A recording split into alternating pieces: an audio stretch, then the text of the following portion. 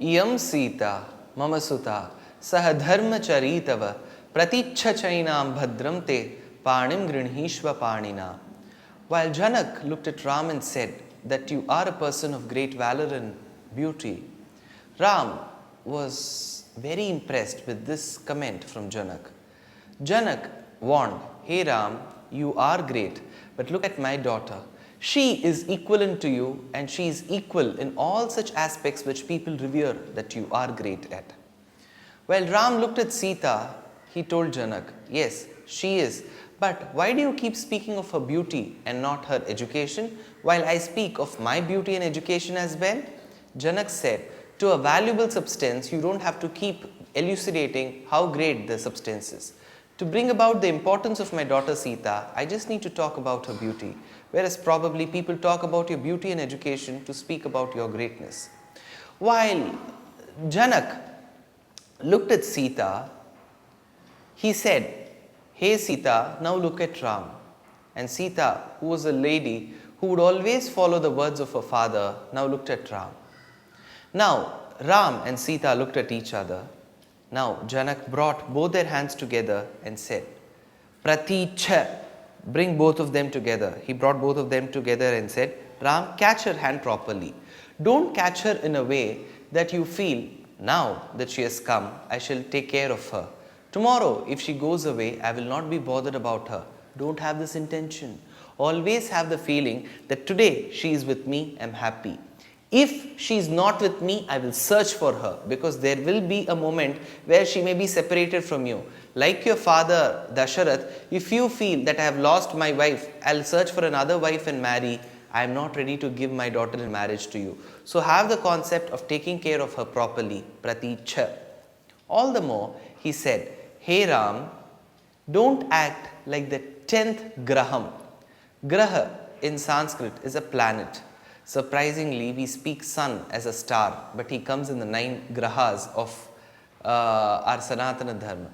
But grahas here don't mean exactly astronomically the same definition of a planet. They mean those heavenly bodies which help determining the life of a person.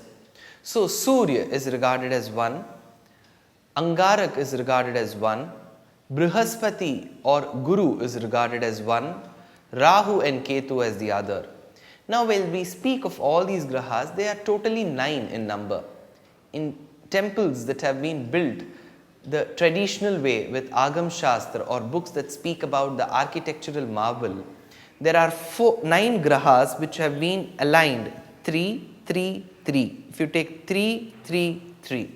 So it's a 3 by 3 matrix in which it has been aligned in temples.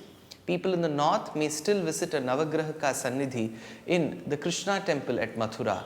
People in the south will find the Sannidhi, the sanctum sanctorum of Navagrahas, anywhere and everywhere. While we speak of the 9 planets, we should also know the importance of astrology. Astrology is called as Jyotisha Shastram. In Jyotisha Shastram, which is one of the most important parts of Vedas called as Vedangam, there is one important derivative which is laid on a 2 by 2, which is a 2-dimensional plane. It's called as Jatakam. Jatakam in Sanskrit is that which speaks about heavenly bodies which keep moving. Jateti, those which speak about the movement of the heavenly bodies and how the movement of heavenly bodies will affect a person's life. We need to keep 2 planes while considering the importance of Jatak. Some people would look for astrology, some people would look for astrological advice, be it through Jatakam or Kundli, what it is called in the north, to wake up, to brush their teeth, to take bath, to eat, to not eat, to probably sleep and to again wake up. If every activity of our day is decided upon Jatakam, then we will have no originality of our own. Second thing, we will not have our own freedom which the Lord has bestowed us with. So, people in the earlier days used to look for Jatakam for only one purpose. People who now are watching this will be quite surprised to know the reason why a Jatakam, why a horoscope, a Kundli would be looked in those days. In those days, when we are speaking about the times when Brahmins were engaged only in Vedic practices, when Kshatriyas were engaged only in administrative purposes, when Vaishyas were engaged only in business related activities, and when the fourth class, the Shudras, were engaged in service to the other three classes, we are talking about a period when Brahmins used to perform yajnas or havans. So, to perform a yajna, there is an importance of karta. Karta is a person who does it. So, the importance of karta is very much important. I am performing the yajna. I have started the yajna. I need to complete the yajna. Only if I complete the yajna, I will get the phal or the fruit of it. Now, there are yajnas which happen in 1 hour, 2 hours, 3 hours, 4 hours, 8 hours, a day, 2 days, and even 18 days. So, there are yajnas which go to 18 days. So, as a karta, as a doer, I need to be sure that I do not get into karma.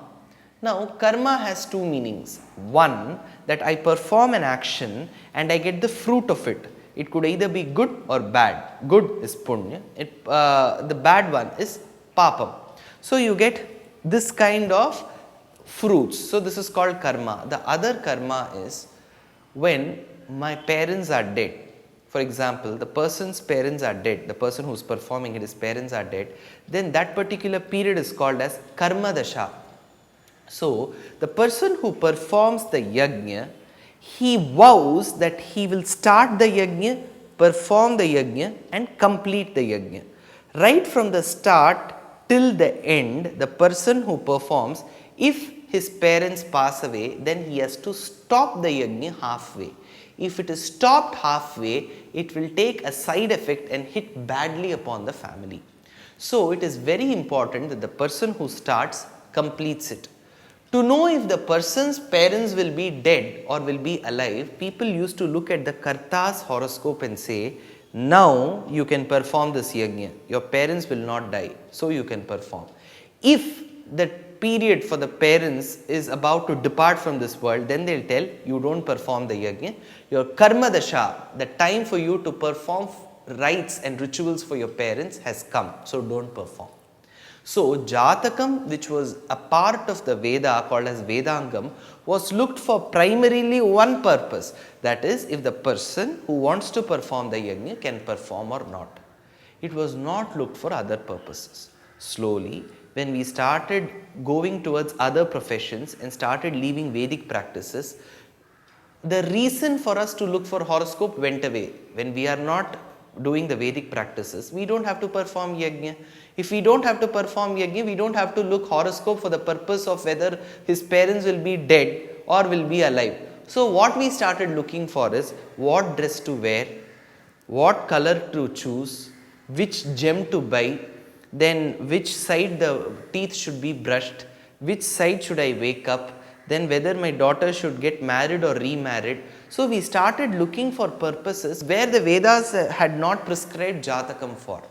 So, our ancestors came to a conclusion that only at the point of marriage, time of marriage, a Jatakam should be looked, a Kundli, a horoscope should be looked. To give you more importance or the truth behind Jatakam, Apastambha, who was a great Maharishi who has come up with sutras with beautiful lines called as Apastambha Sutras, beautifully says how the marriage should happen. He says if the bride and the groom's horoscope is brought together, their Kundli or Jatakam is brought together, and the person, the astrologer who has learnt astrology the right way, not through books or through internet, if he looks at it, he will come to know whether the horoscopes match. Now, if there are certain problems with the matching of the horoscope, Apastambha says, don't worry, I will give you what has been implied by Vedas. If the Gotra is different, Gotra is the familial tradition through which they have come. Two families might have arisen from a Rishi, like from Bharadwaj Rishi, from Kashyap Rishi. So, they would have come in that particular family. The families should be different biologically for genetic reasons. So, if they are different and if the horoscopes don't match, don't worry. Bring the bride and the groom together. If the person who has read the Vedas can see a spark in the eyes of the boy and the girl, then go ahead even without looking at the horoscope, is what Apastamba Sutras say. So, the importance of horoscope has been laid by our Vedas, undoubtedly, but at the same time, it should not be stooped to the level of looking for mundane activities like brushing, bathing, etc. So, the importance of Jatakam should be held. Now, where did this topic of Jatakam come from? It came from the 9 planets. So, those 9 planets help in determining the fate of a person. Now, if only the 9 planets were to determine the fate of a person, in this world, there will be temples only for the 9 planets. No, there are temples of the Lord where there are no 9 planets. So, the first step, there are 9 planets, they determine. Above all, there is the most important force which overrules them. If the 9 planets are performing their activities, there is someone who has designated them and delegated them to perform. So, these people who perform have the power to only exercise their authority within their limits, whereas there is some person who doesn't have limits. Akuntha Swatantriyam. Swatantriyam is independence. Akuntha Swatantriyam is unquestionable independence. The Lord cannot be questioned. He is independent. So, the unquestionable independence is bestowed in the Supreme Personality of Godhead, Lord Sriman Narayan. Now, He is the one who will determine how the person is. He is the one who can change the fate of the person. Viluptamurdhanya lipikramana. So, instead of relying on the 9th planets, it is better to go to the 10th planet. Who is the 10th planet? The son-in-law is the 10th planet. Because people would hilariously say, before the marriage, the bride's parents would circumambulate, go on a production around the 9 planets, thinking that they would get a great son-in-law for their daughter. Once the daughter gets married and the son-in-law reaches their house and he starts troubling the parents, they then feel that the 9 planets were themselves better rather than the 10th planet here. The son-in-law is often regarded as the 10th planet. But this is in a very lifelike scenario. When we speak about spirituality, the 10th planet is nothing but the Lord. He is the one who determines the fate of a person. So why rely on the 9? Let's go to the 10th. Why rely on 9 different people? Let's go to the 1. So the importance of a Ram has been bestowed here by Janak. Janak says, "Hey Ram, catch the hand of my daughter Sita." While this process is getting done, Janak says, "Catch the hand of my daughter Sita in such a way that you feel that Sita is everything to me." Now Ram thinks for a while. Here, the commentator says, it seems Janak told Ram, "Ram, if I were to give you a glass filled with the extract of neem juice, which will be really, really bitter, then you may have to think whether to drink or not. But instead, if I would give you a glass full of sweetened milk called as kheer or payasam, do you have to think twice to drink it? I am not giving you a lady with mean character, with little education, with no beauty. I am giving to you the personification of all beauty, knowledge and character in this world. So why should you think this long to catch her beautiful hand? Do catch her. Praticha Chainam." Once Ram catches the hand of Sita, Janak, the father, sees Sita and Ram together as a beautiful couple. So he says, "Bhadram te." Bhadram in Sanskrit means, "May blessings be pronounced upon you." So it is blessings which is said. That is why Vedas say, "Bhadram karne vishruniyama devaha, bhadram pashyet makshabhirya jatraha, sthirairangaihi sashtuvagum sastanubihi, risheva deva idam yadayuhu, swastina indro vruddhashravaha, swastina pusha vishwavedaha, swastina starkshyo arishtanemihi, swastino brihaspati dadatu, Om Shanti. Shanti, Shanti, Shanti. This is how the Vedas pronounce. So when they want to bless, they say Bhadram. That is why when Ram and Sita were together, the father-in-law says, "Bhadram te panim grinihishva panina." Panim, pani is hand. That is why this hand determined that great grammarian. Hence he is called Panini. So people were also saying that you get even loaf breads called as Panini breads these days. So probably the bread is also used in your hand only. You keep the bread and then you eat, right? Probably the person who has come up with the concept must have also read Sanskrit. So Pani is hand. Panim Grinhishva, catch the hand. So Grinhishva is Grahanam. Grahanam means to attract. That is why you say Chandra Grahanam, Surya Grahanam. It is an eclipse. It is covered. It is caught. So Pani Grahanam means catching of the hand. So this is one important ceremony in Sanatana Dharma where the girl catches the hand of the guy and they are restored for the rest of their life. So this is called as Pani Grahanam. Pani in Sanskrit also means Hastam. Pani is palm, hand. It's also called Hastam. Grahanam is to catch. When you are catching, you are putting that to security. So it's called as Bandhanam. So Pani Grahanam is Hasta Bandhanam. So the person who catches the girl's hand has actually put his hand there. Hasta Bandhanam. Has bend is the name in English which has come from Hasta Bandhanam. This is what many people say. So Ram was with Sita. Janak blessed the couple. While this was happening on one side, we need to see the marriages of Bharat with Mandavi, Lakshman with Urmila, and Shatrughna with Shrutakirti.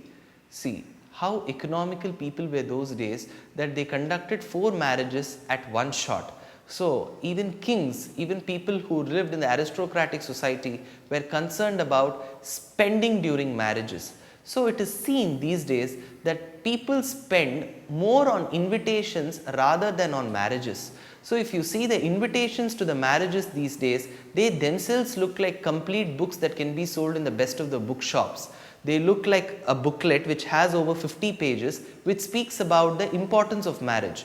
Ultimately, so much is spent on a marriage where there is no compatibility between the bride and the groom. So the compatibility factor is much more important than the printing costs of the particular invitation. So an invitation should be as simple as possible. Invitation is just an information to the person that there is a marriage happening. It is not an information about the entire Vedic ceremony. If it were to be so, then the invitation should be given in Sanskrit because the Vedic ceremony is in Sanskrit, not in English. So, people when they conduct marriages should be a bit logical.